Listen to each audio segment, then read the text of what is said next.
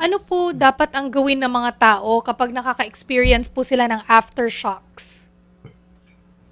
Una po, kung aabutan po tayo ng may kalakasan na aftershocks, maramdaman po natin. Kung nasa loob po tayo ng ating pong mga bahay o kahit anong pong mga gusali, mas maganda po, pinapayo po namin na ano po tayo, mag-conduct ng duct o gawin ang duct cover and hold.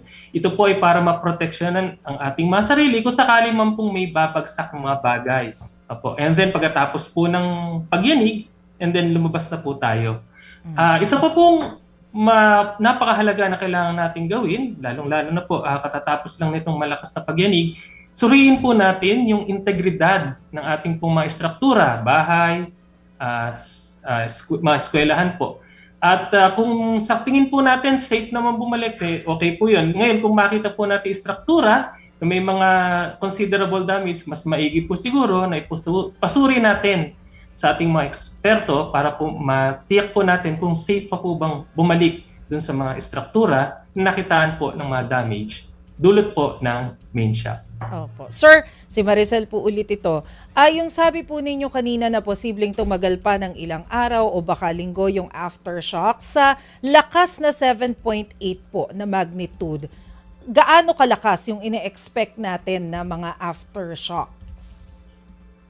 Usually po, mayroon tayong tinatawag na mga rule of thumbs. No? Sa ganito po, pwede po yung susunod na pinakamalakas na magnitude ay isang unit na mas mababa sa kanya. So for example po, 7.8 po yung main shock. Pwede pong susunod na pinakamalakas sa kanya ay magnitude 6.8. Pero yan po yung rule of thumbs lang naman po yan. Parang reference lang po natin. Pwede naman mas mababa yun, yung mga susunod na aftershocks na hindi naman ganung kalakas. Pero kung posible pa rin yung magnitude 6.8, nakakaguho pa rin yun ng infrastructure, especially kung nagkalamat because of the 7.8 na pagyanig. Tama po ba? May kakayahan po. Kasi po yung isang magnitude 6.8 ay may kalakasan po yan.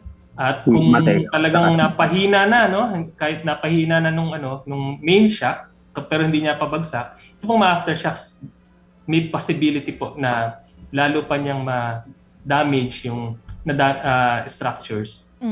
So if that's the case, gaano po katagal mas advisable na magstay muna sa open area yung mga residente na affected nung lindol?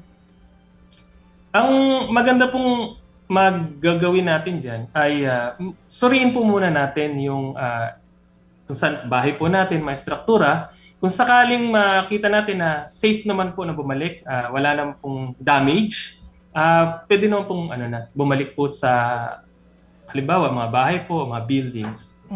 So yun po yun po yung key doon. We have to make sure na matibay pa rin yung mga estruktura na kahit magkaroon po ng mga succeeding aftershocks, hindi po ito magkakos ng pahamak o disgrasya sa atin po.